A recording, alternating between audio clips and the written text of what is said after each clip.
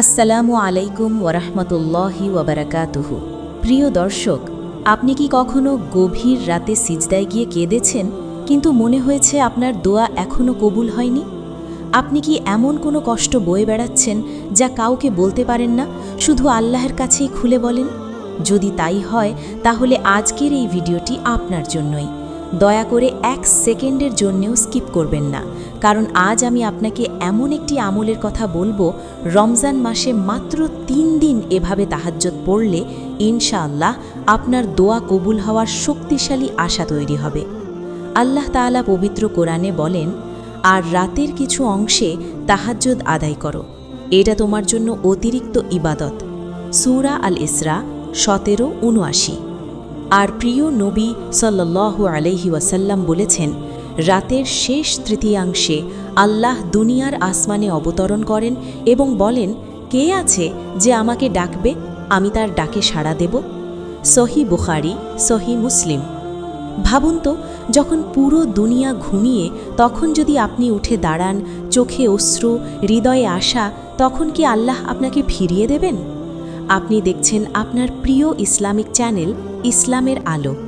যদি চান আপনার দোয়া কবুল হোক, জীবন বদলে যাক, তাহলে এক্ষুনি ভিডিওতে লাইক দিন, কারণ আপনার একটি লাইক এই দাওয়াতকে আরও মানুষের কাছে পৌঁছে দেবে।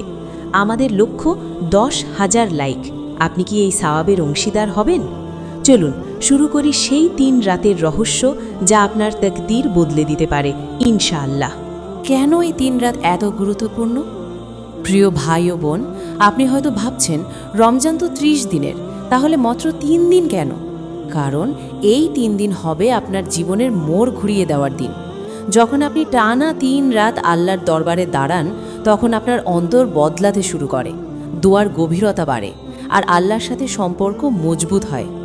আল্লাহ তাআলা বলেন, আর যখন আমার বান্দারা আমার কাছে আমার সম্পর্কে জিজ্ঞেস করে, বলো নিশ্চয়ই আমি নিকটবর্তী, আমি দোয়াকারীর দোয়া কবুল করি যখন সে আমাকে ডাকে।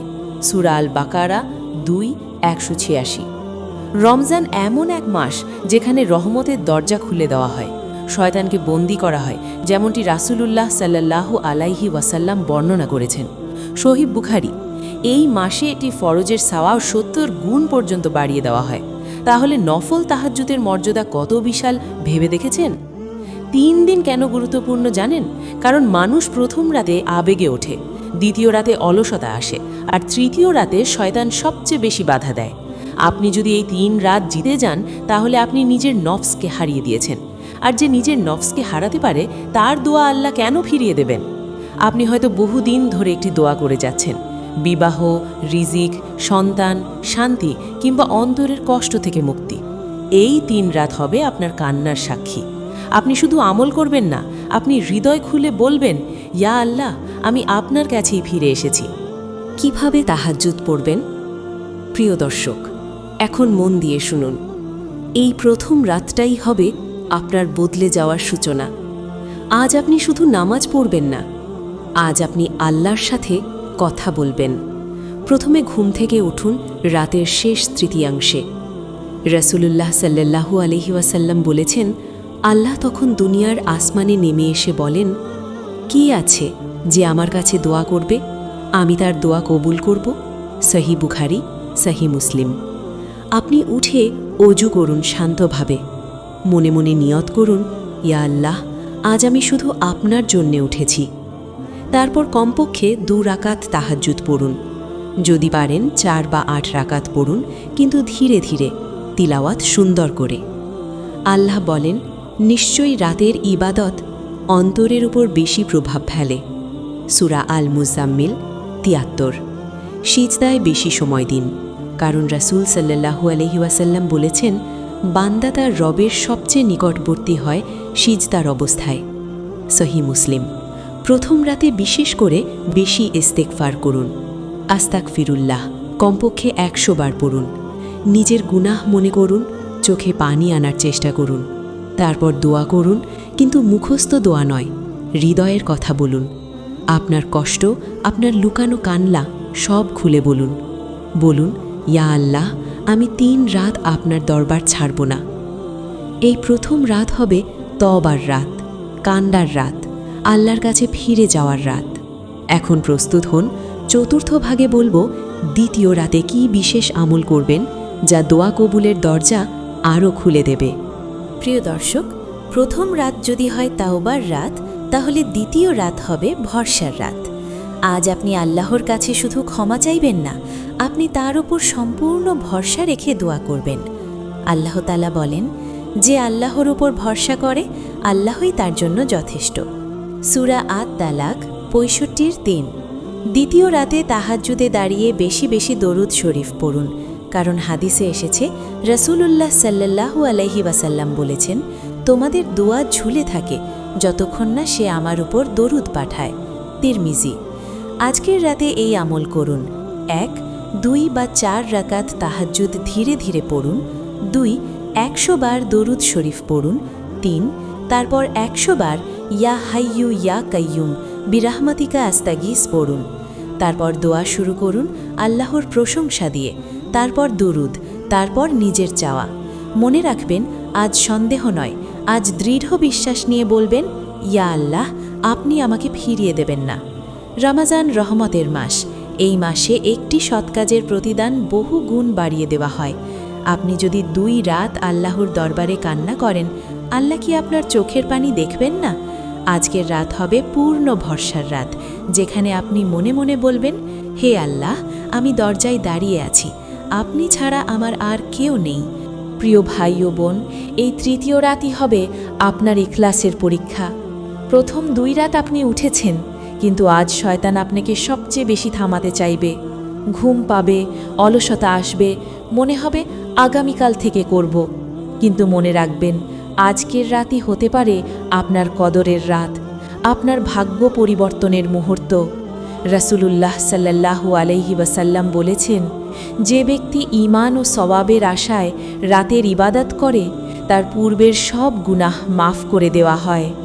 সহিহ বুখারী, সহিহ মুসলিম। আজকের রাতে তাহাজ্জুদে দাঁড়িয়ে দীর্ঘ কিরাত করুন। সম্ভব হলে সূরা আল ইখলাস, সূরা আল ফালাক, সূরা আল নাস পড়ুন মনোযোগ দিয়ে। সিজদায় গিয়ে নিজের সবচেয়ে বড় চাওয়াটি বলুন, বারবার বলুন, হাল ছাড়বেন না।